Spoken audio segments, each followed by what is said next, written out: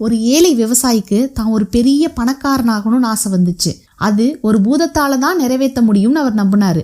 அதுக்காக அவர் ஒரு முனிவரை தேடி போய் எனக்கு பூதத்தை வரவழைக்கிற ஒரு மந்திரத்தை சொல்லி கொடுங்கன்னு கேட்கிறாரு. முனிவரோ, இங்க பாருப்பா, பூதம்லாம் வேண்டாம், அது ரொம்ப ஆபத்தானது. பூதத்துக்கு எப்பயுமே நம்ம வேலை கொடுத்துக்கிட்டே இருக்கணும். ஒரு நொடி நம்ம வேலை கொடுக்கலனா கூட அது உன்னையே சாப்பிட்டுடும்னு எச்சரிக்கிறாரு. ஆனா விவசாயியோ அவர் சொல்றதை கேட்கவே இல்லை.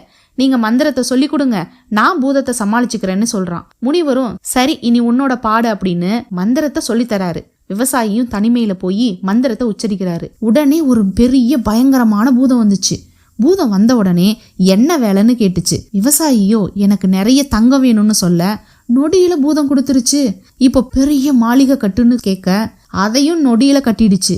இந்த காட்டையே ஒரு பெரிய நகரமா மாத்துன்னு சொல்ல அதையும் பூதம் நொடியில முடிச்சிருச்சு. இப்போ விவசாயிக்கோ பயம் வந்துருச்சு. பூதமோ அடுத்து என்ன வேலை அப்படின்னு கேட்க விவசாயி முனிவர்கிட்ட ஓடுனான். எப்படியாவது என்ன பூதத்துக்கிட்ட இருந்து காப்பாத்துங்கன்னு முனிவர்கிட்ட கெஞ்சினான். முனிவரும் ஒரு நாயோட வாழை கொடுத்து இத பூதத்துக்கிட்ட கொடுத்து இத நேராக்க சொல்லுன்னு சொல்றாரு.